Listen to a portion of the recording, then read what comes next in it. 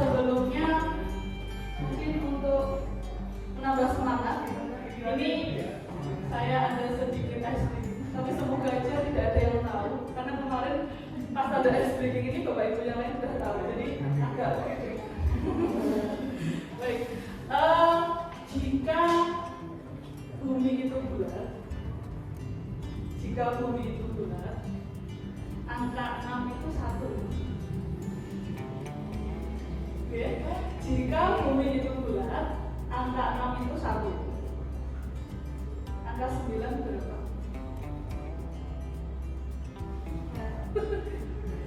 Jika bumi itu bulat, 1. 1 betul ya? 1. Jika bumi itu bulat, angka 66 itu berapa? Jadi 6-nya 1. Kalau 66? 2. Iya. 2. Jika bumi itu bulat, angka 88 berapa? 4.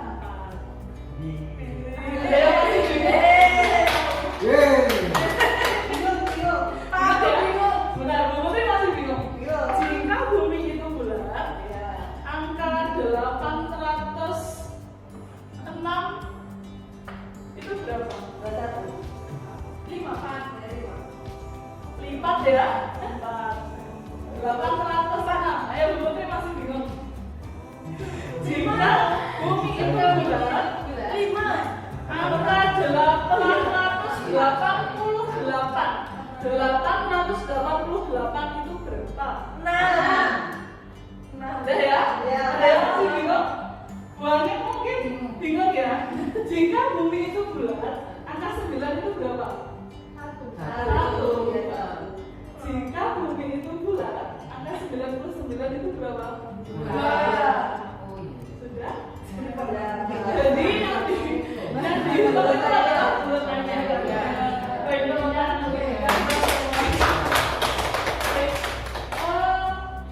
Saya lanjut langsung ke materi saja. Di sini kalian belajar yang akan istilahnya akan dicapai ketika belajar di sini ya Bapak Ibu. Yang pertama adalah memahami konsep budaya positif yang di dalamnya terdapat konsep perubahan paradigma disiplin positif, nilai-nilai kebajikan, kehidupan dasar manusia, motivasi perilaku manusia, posisi kontrol guru, keyakinan kelas, dan segitiga restitusi. Lalu yang kedua adalah menerapkan strategi disiplin positif yang memerdekakan murid untuk menciptakan ekosistem sekolah aman dan berpihak kepada anak. Selanjutnya, apa itu budaya positif? Mungkin Bu Aning, budaya positif.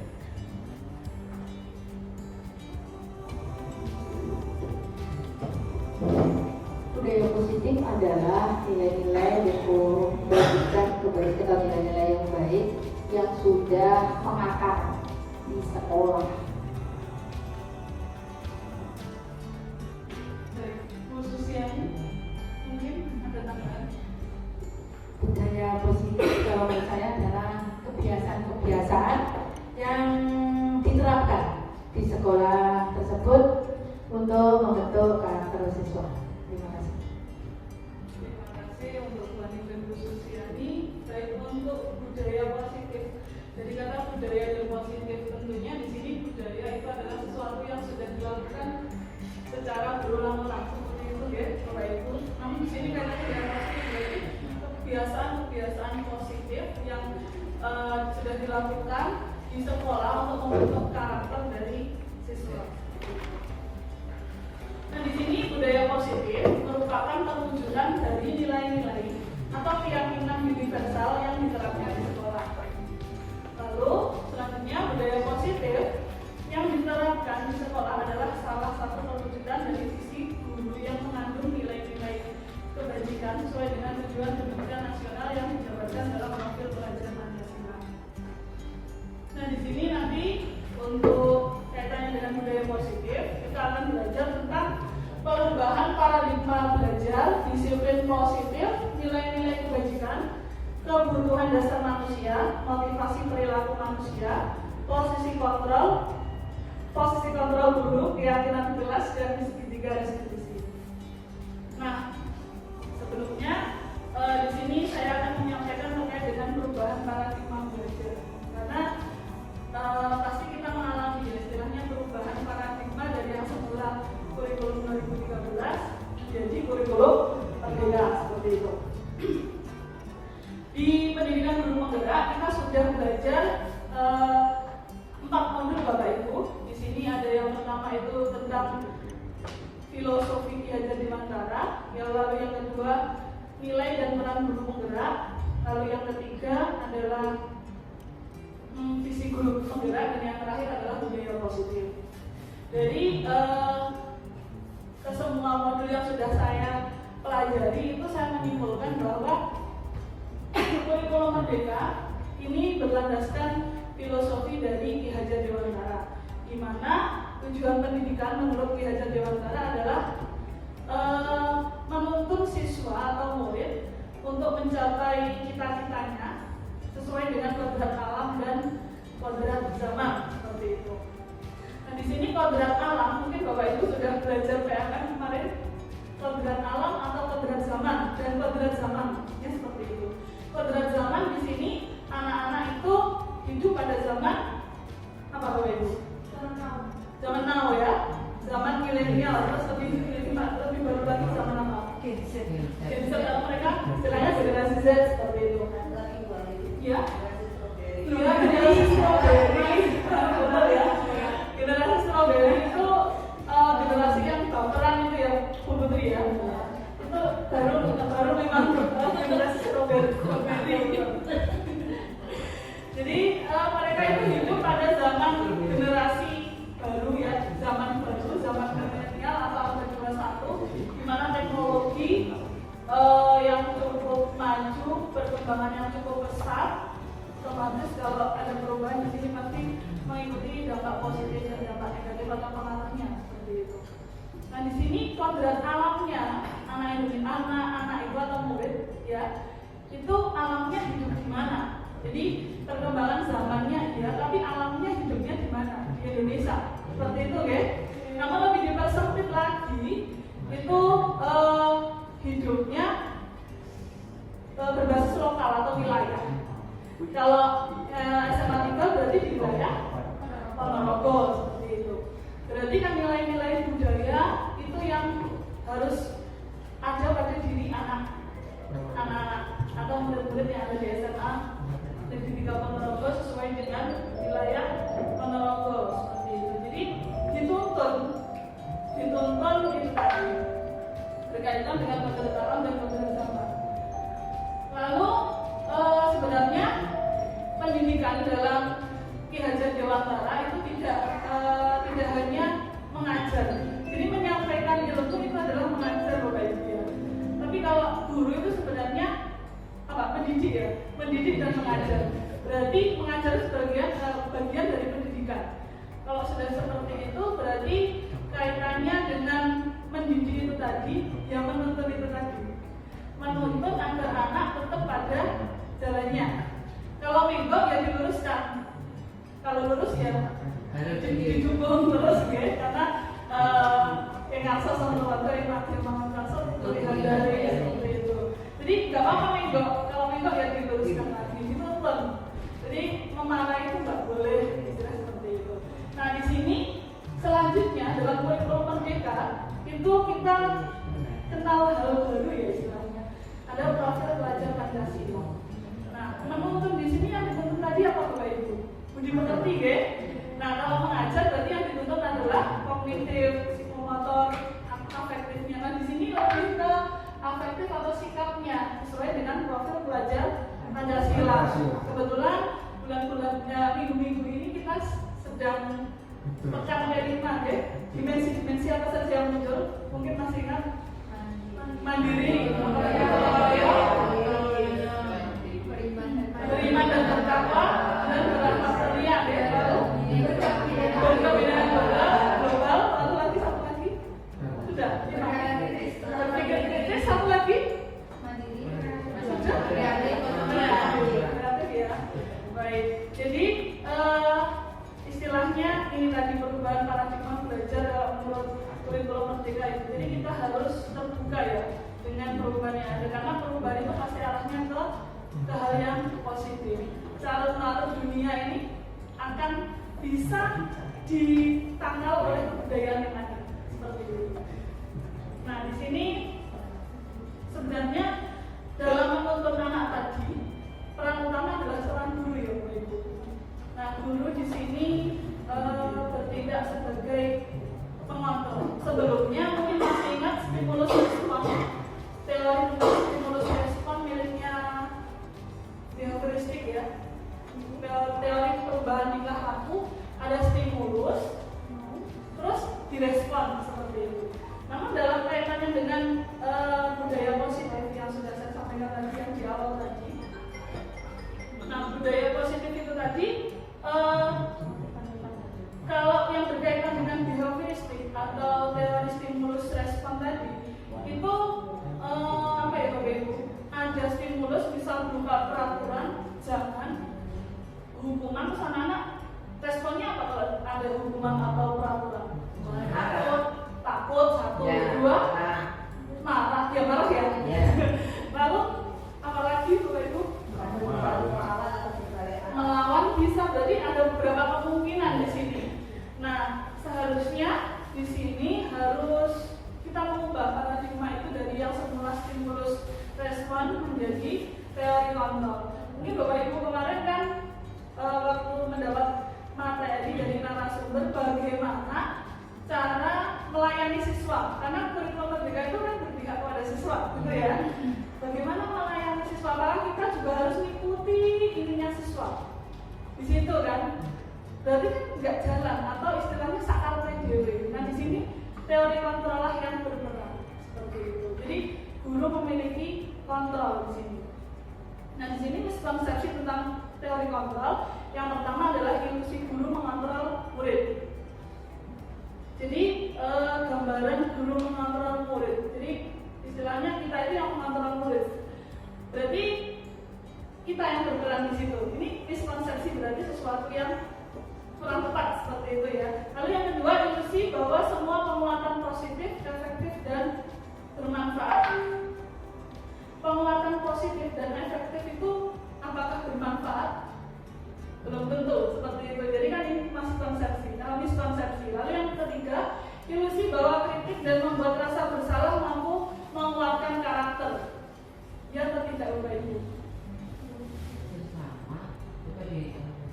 Ilusi bahwa kritik dan membuat rasa bersalah menguatkan karakter. Berarti kaitannya dengan misalnya saya salah, terus kita membuat dia merasa bersalah lagi, mungkin bisa lebih down atau malah tergantung nanti juga. Lalu selanjutnya, ilusi bahwa orang dewasa berhak memaksa. Apakah ya? Iya, tapi dalam kurikulum Merdeka atau istilahnya dalam ajaran Ki Dewantara itu tidak boleh. Seperti itu, oke? Jadi semoga kita bisa mengurangi atau menyadarkan ilusi-ilusi ini yang ada pada diri kita. Nah di sini tadi sudah saya sampaikan untuk perubahan paradigma belajar, stimulus respon, realitas kebutuhan kita sama. Sebenarnya realitas kebutuhan itu adalah berbeda antara anak satu dengan anak yang lain berbeda. Kita mengenal istilah berdiferensiasi seperti itu ya. Karena memang sejatinya anak itu tidak sama. Semua orang melihat hal yang sama. Setiap orang memiliki gambaran yang berbeda. Ya sesuai dengan perspektif masing-masing. Kalau dari contoh ilmu sosiologi, semua itu dianggap baik.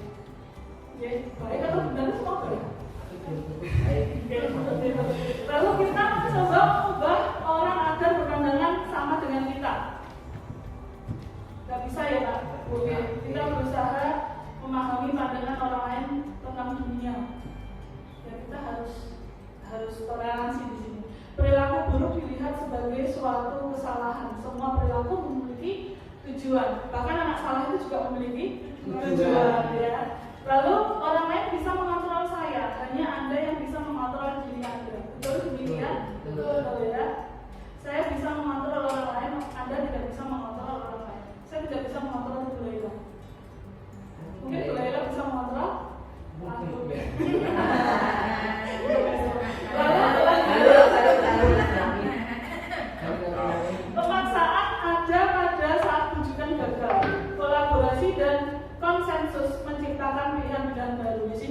pemaksaan ada pada saat rujukan gagal, ya apa tidak? Saya menyadari ya. Ketika anak saya nggak bisa saya bujuk anaknya,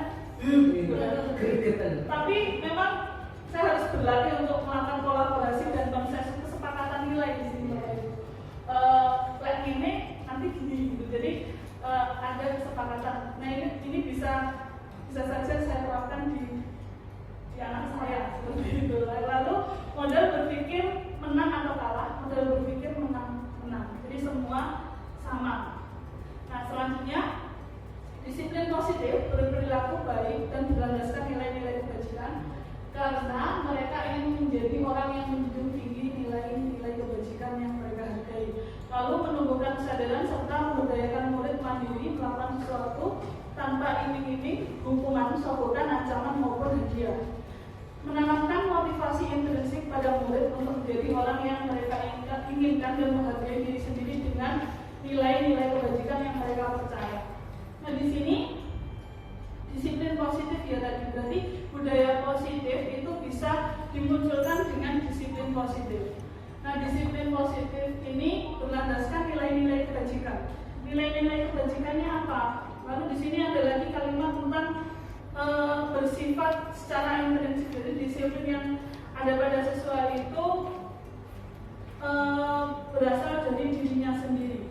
Nah di sini nilai kebajikan ini yang mungkin kita pilih di profil ya di P5 ya, dimensi ini beriman bertakwa kepada Tuhan Yang Maha Esa dan berakhlak mulia, mandiri, bernalar kritis, berkebinekaan global, bergotong royong dan kreatif. Lalu nilai kebajikan yang lain, jadi nilai kebajikan ini sebenarnya sudah mereka ketahui karena sejatinya anak-anak itu kan sudah balik ya, baik. Jadi sudah bisa membedakan antara yang baik dan yang buruk. Nah di sini mereka tahu peduli itu apa sebenarnya dalam diri mereka. Lalu keterus-terangan, kebersihan, komitmen dan lain sebagainya. Banyak ya, itu termasuk nilai kebajikan, nilai-nilai yang bersifat universal yang diakui secara menyeluruh. Hampir di semua dunia percaya kalau ini adalah hal-hal yang baik. Lalu kita lanjut ke kebutuhan dasar manusia. Kebutuhan dasar manusia yang pertama adalah bertahan hidup. Oke. Jelas. Buktinya apa kalau kita itu butuh atau itu merupakan kebutuhan dasar kita? Makan, minum, ya. Lalu kasih sayang dan rasa diterima. Kebutuhan untuk diterima. Iya atau tidak? Iya. Dalam lingkup kecil ya, keluarga. Kalau tidak agak luas lagi lingkup kita kerja, masyarakat seperti itu. Lalu penguasaan, kebutuhan pengakuan atas kemampuan. Ya, saya itu ini loh bisa sebenarnya. Tapi mereka nggak mengakui gitu. Ya. Lalu kebebasan, kebutuhan akan pilihan. Ya. Lalu kesenangan, kebutuhan untuk merasa senang. Nah ini juga dimiliki oleh anak didik kita Bapak Ibu. Jadi kebutuhan bertahan hidup, kasih sayang, penguasaan, kebebasan, kesenangan. Kemungkinan ini mereka tidak mendapat di rumah. Akhirnya mungkin mereka pengen mendapat perhatian, aspirasi seperti itu ya. Itu di sekolah. Jadi kebutuhan dasar manusia anak juga sama dengan kita seperti itu. Lalu motivasi perilaku manusia. Yang pertama untuk menghindari ketidaknyamanan atau hubungan, untuk mendapatkan imbalan atau penghargaan dari orang lain. Yang ketiga untuk menjadi orang yang mereka inginkan dan menghargai diri sendiri dengan nilai-nilai yang mereka percaya. Dari ketiga motivasi itu ada dua ya Bapak Ibu, ada eksternal dan intrinsik dan ekstrinsik atau internal dan eksternal. Mungkin untuk yang pertama untuk menghindari ketidaknyamanan atau hukuman itu masuk intrinsik atau ekstrinsik. Ekstrinsik ya. Ya, untuk mendapatkan imbalan atau penghargaan dari orang lain. X ya, tergantung dari luar dan dari dalam. Untuk menjadi orang yang mereka inginkan dan menghargai diri sendiri dengan nilai-nilai yang mereka percaya. Jadi sebenarnya anak-anak itu di sekolah ini itu apa ya?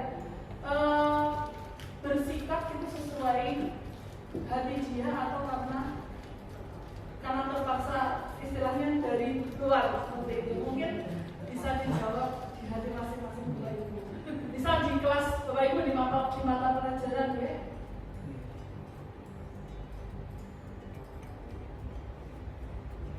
Nah, di sini untuk menjadi orang yang mereka inginkan dan menghargai diri sendiri dengan nilai yang mereka percaya itu adalah motivasi secara internal atau intrinsik. Secara otomatis dia tidak takut, istilahnya entah itu mau ada hadiah maupun hukuman, itu mereka tetap melakukannya. Bahkan ada contoh kasus Bapak Ibu, anak didik itu tidak mau nyontoh seperti itu ya, karena yang nyontoh itu memang prinsip. Dia kalau ketahuan dihukum, tapi kan kemungkinan tidak tahu juga ada seperti itu. Jadi tapi hanya sedikit mungkin. Semoga di SMA kita banyak ya untuk yang memiliki nilai intrinsik terhadap nilai kejujuran. Lanjut kita ke hukuman, konsekuensi dan restitusi. Yang pertama, hukuman itu tidak terencana atau tiba-tiba. Yang kedua, murid tidak tahu apa yang akan terjadi dan tidak dilibatkan. Yang ketiga, bersifat satu arah. Dan yang keempat adalah berupa hukuman atau fisik dan psikis. Lalu yang kedua, konsekuensi, terencana atau disepakati sesuai peraturan. Yang ketiga, murid tetap dibuat tidak nyaman. Yang ketiga adalah sikap guru selalu memonitor murid. Yang keempat, restitusi, yaitu proses menciptakan kondisi bagi murid untuk memperbaiki kesalahan. Proses kolaboratif yang mengajarkan murid untuk mencari solusi sendiri. Nah, di sini contoh-contoh budaya positif atau disiplin positif yang berkaitan dengan hukuman, konsekuensi, dan restitusi. Mungkin ya, untuk saat ini hukuman itu sudah ditiadakan.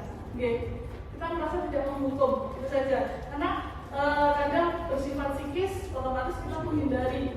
Secara moderatif sudah tidak baik. Mungkin yang sudah kita lakukan adalah konsekuensi dan restitusi. Bapak Ibu, ketika anak melakukan kesalahan, yang Bapak Ibu lakukan yang mana? Hukuman, konsekuensi atau restitusi? Konsekuensi ya, karena sudah ada istilahnya kesepakatan di awal seperti itu. Pak Adin pernah melakukan kesepakatan di awal? Iya, kesepakatan ya, nanti berhubungan dengan keyakinan kelas. Coba nanti kita pelajari lagi. Lalu selanjutnya di sini anak yang istilahnya berbuat salah itu istilahnya identitas gagal. Jadi mereka sebenarnya memiliki identitas gagal. Kalau identitas sukses itu adalah konsekuensi dan restitusi. Berarti tadi sudah saya simpulkan bahwa Bapak Ibu di sini tidak pernah melakukan hukuman ya? Dulu pernah? Hukumannya apa Bu Sri? Bu Sri yang anak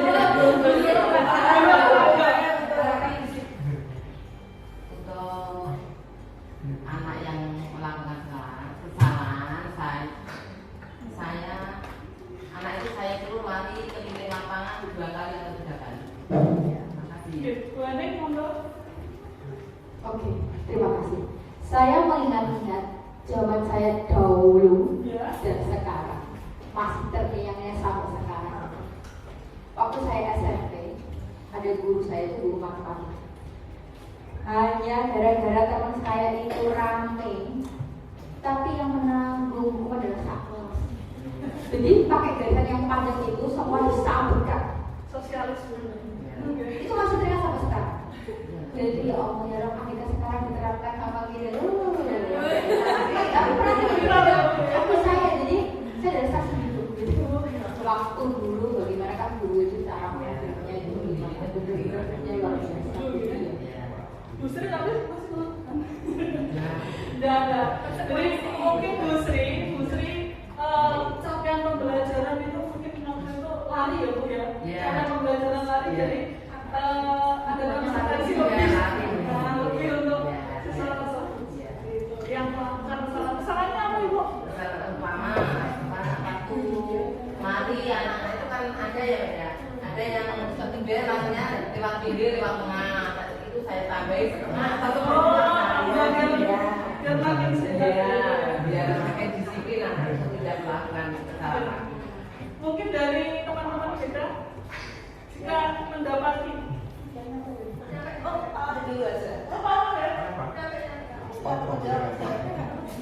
Ya, mungkin Nabi Bu Sri ketika telat ya Bu atau gimana? Telat atau waktu lari, tempat belajar lari. Itu kan tidak itu.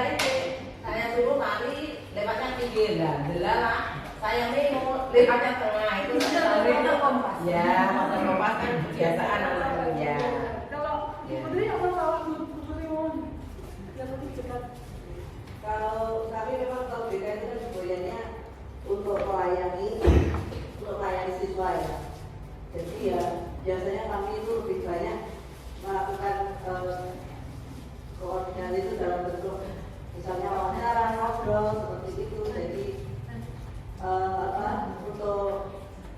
untuk penanganannya itu biasanya lebih ke arah refleksi ya. Jadi lebih banyak mengobrol, kemudian komunikasi, bagaimana membangun anak itu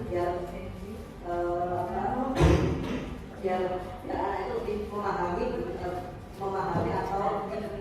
saya mengerti maknanya. Kalau misalnya dia terlambat itu gimana dia tidak terlambat tapi menggunakan kata-kata.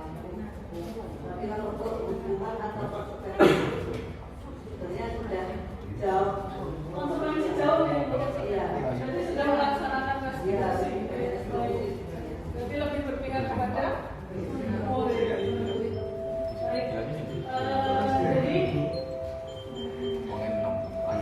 kalau untuk Putri tadi membangun ya Bu.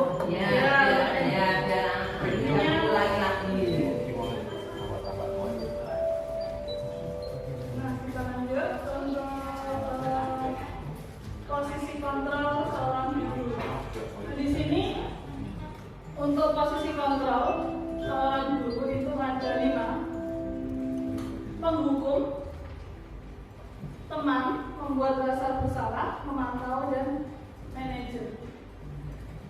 Nah, untuk penjelasannya, penghukum biasanya diartikan dengan nada suara tinggi, bahasa tubuh, mata melotot, dan jari menunjuk-nunjuk seperti itu ya. Lambat lagi, pasti itu lambat lagi, selalu datang terlambat karena bisa datang tepat waktu. Masih seperti itu Bapak Ibu. Bapak Ibu Tati, Bapak Ibu Tati,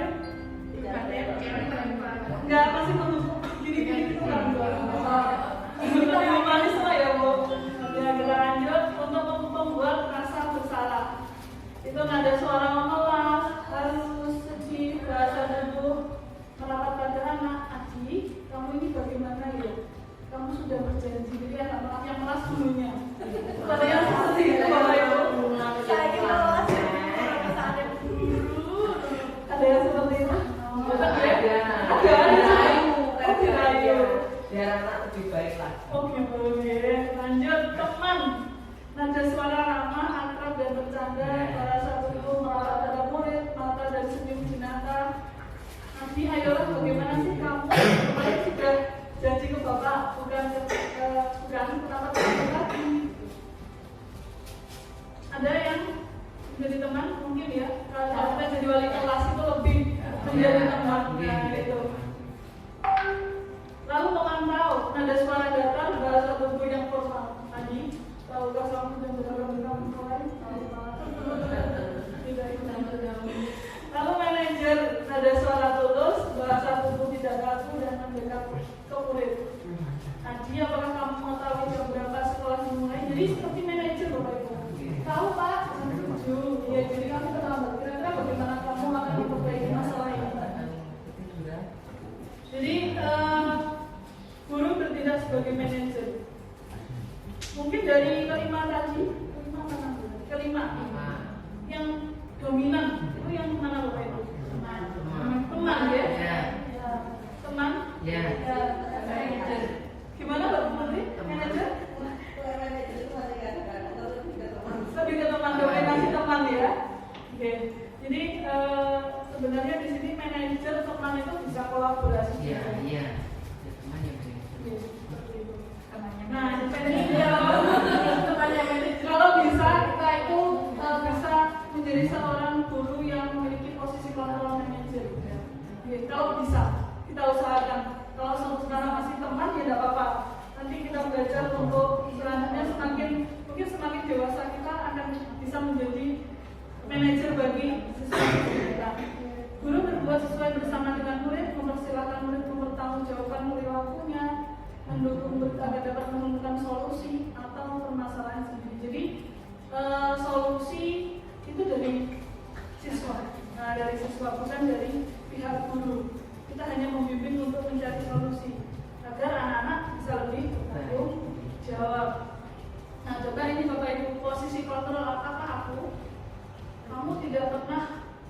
benar melakukannya. Hukum. Atau yang pasar besar itu. Kan pembuka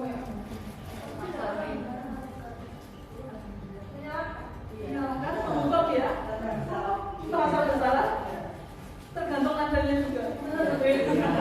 Yes. Lalu yang kedua, apa rencanamu untuk menyelesaikan masalah ini? Oke. Ayolah, lakukan demi bapak atau ibu ya. Teman.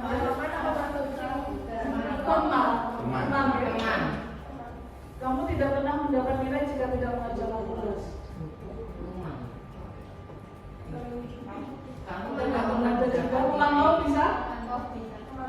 Pokoknya ulang tahun itu nada telepon. Baik. Lalu selanjutnya kita akan belajar tentang keyakinan kelas. Tadi Pak Adin menyampaikan sudah melaksanakan kesepakatan di awal. Kesepakatan atau kontrak Bapak Adin. Kesepakatan atau kontrak? Lebih ke kontrak, karena kalau kesepakatan dua arah. Kalau kontrak itu adalah satu arah yang membuat Pak Adin atau anak-anak. Saya. Pak Adin sendiri yang membuat, berarti itu lebih ke kontrak. Gitu kan belajar atau peraturan kapalnya Pak Adin seperti itu. Nah di sini mengapa keyakinan kelas bukan peraturan kelas? Nah, sebenarnya untuk keyakinan dan kesepakatan itu hampir mirip. Keyakinan yang ada, akhirnya kesepakatan yang ada, akhirnya diyakini untuk dilakukan seperti itu ya di kelas tersebut ataupun di sekolah tersebut. Kenapa bukan peraturan?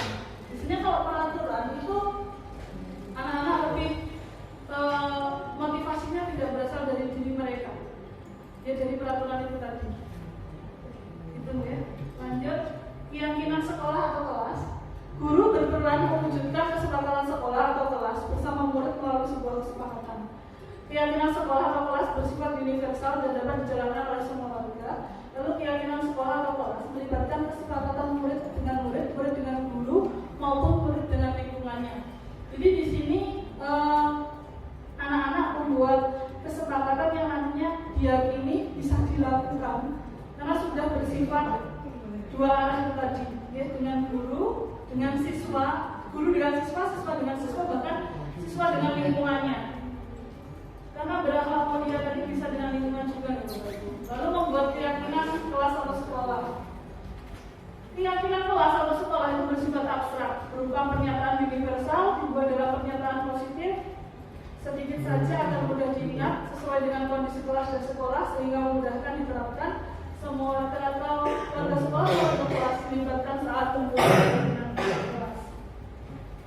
Biasanya kalau peraturan sekolah, peraturan kelas atau peraturan sekolah atau peraturan itu sendiri bersifat negatif, ya. Ada kalimat tidak, jangan, dilarang, begitu. Nah sebenarnya untuk keyakinan kelas atau sekolah di sini itu bisa diubah ke arah yang kalimat positif. Misalnya di sini dilarang membuang sampah sembarangan. Kalimat positif, ya, nilai kebajikannya kebersihan, okay? Kesehatan juga. Jadi keyakinan kelas mungkin nanti bisa dipasang di lembaran seperti itu Bapak Ibu, terus ditempel, akhirnya bisa dilihat anak-anak. Lalu jangan mencontek, jangan dilarang mencontek. Kalimat positifnya kerjakan sendiri bisa. Yakin pada dirimu sendiri. Yakin pada dirimu sendiri. Nilai kebajikannya kejujuran. Nah seperti itu. Jadi ini akan memunculkan budaya positif dari anak-anak. Kalau istilahnya kita lakukan, semoga nanti menginspirasi Bapak Ibu untuk melakukan di semoga. Paling tidak wali kelas, ibu nanti untuk kaitannya dengan kelas tersebut. Lalu materi terakhir ini segitiga restitusi dalam penyelesaian masalah. Yang pertama pengertiannya dulu. Guru yang berperan sebagai manajer menggunakan segitiga restitusi untuk menyelesaikan permasalahan siswa. Penyelesaian masalah melalui 3 tahapan. Yang pertama adalah tindakan yang salah. Yang pertama adalah menstabilkan identitas murid, validasi tindakan yang salah, dan menanyakan keyakinan. Hal ini dilakukan agar murid mandiri dan bertanggung jawab atas apa yang telah dilakukan. Jadi yang pertama nanti menstabilkan identitas, karena identitas anak gagal sementara.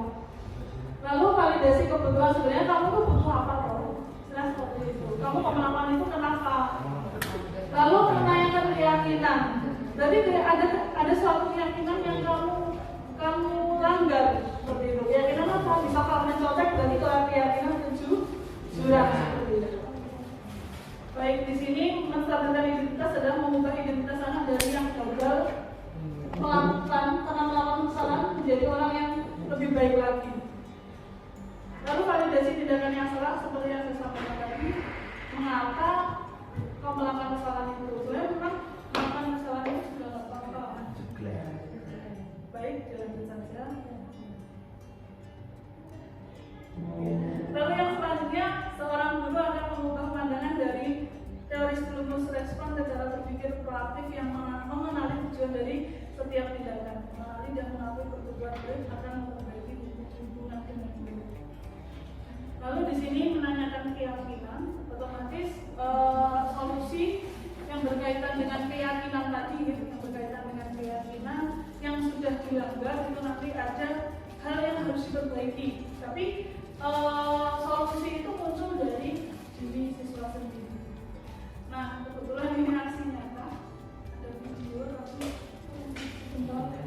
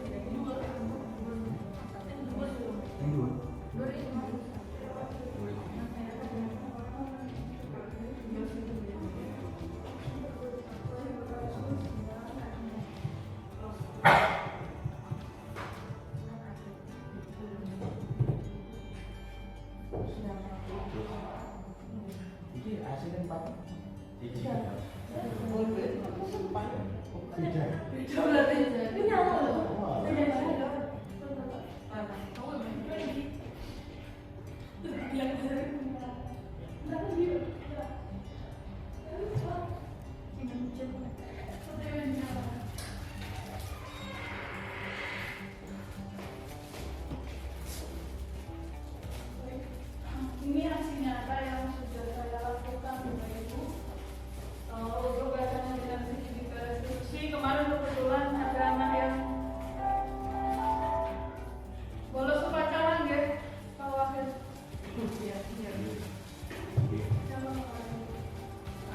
Hadir dan kawan-kawan.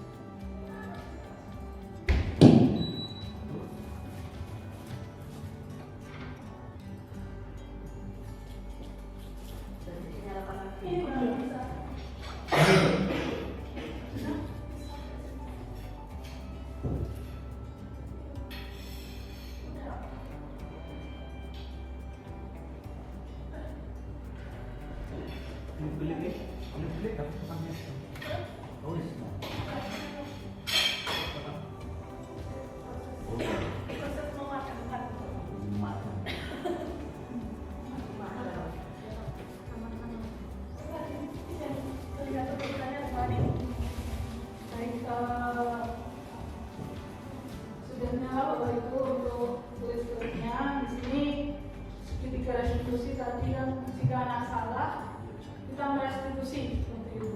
Tapi kemarin memang ini restitusi yang diadopsi ke pendidikan ya. Sebenarnya kalau restitusi sendiri itu adalah teori dari teori sosiologi tentang hukuman seperti itu. Namun di sini memang kita adopsi dengan berbagai dukungan dari teori yang lain seperti teori kontrol, lalu tadi teori stimulus kontrol, teori kontrol, lalu teori apa lagi Bapak Ibu yang berkaitan dengan keyakinan kelas, hukuman dan lain sebagainya. Memang mengadopsi dari teori sosiologi untuk yang berkaitan dengan restitusi. Nah di sini untuk kasus yang pertama yang sudah saya lakukan, yang pertama adalah Radit membolos upacara hari Senin karena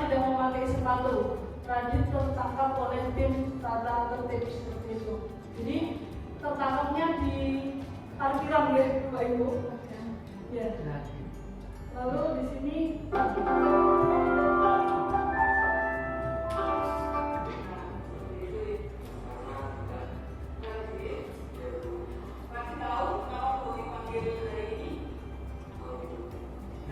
saya mencoba untuk menanyai dia administrasi.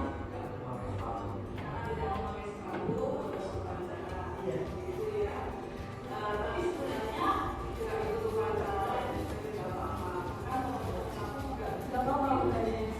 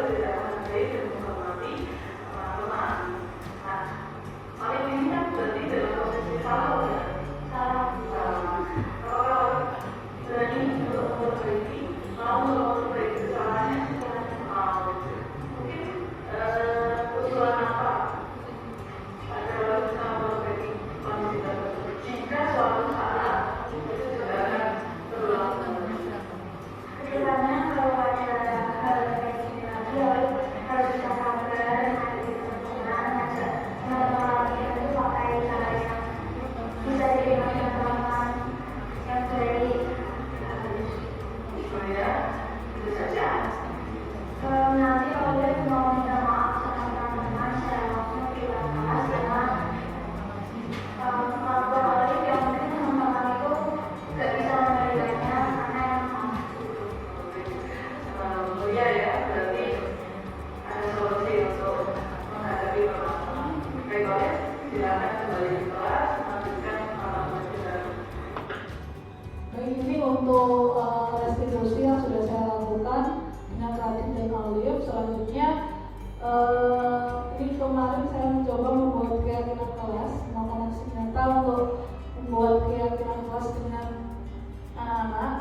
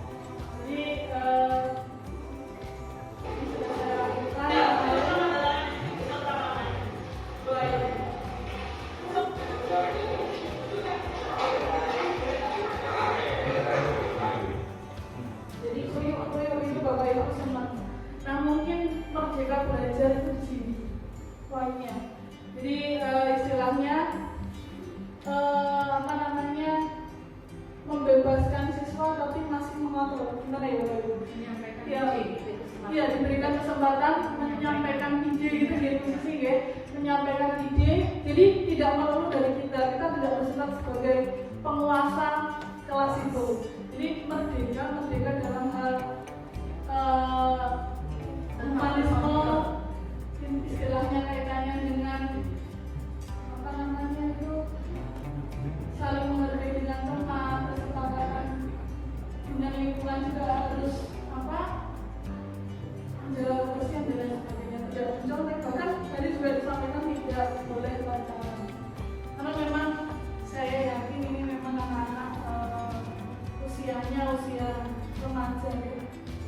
Dalam muda kata Roma itu dalam gimana ya, dalam muda yang berapi-api kan ya Bapak Ibu. Coba hal yang ingin tahu, lebih seperti itu.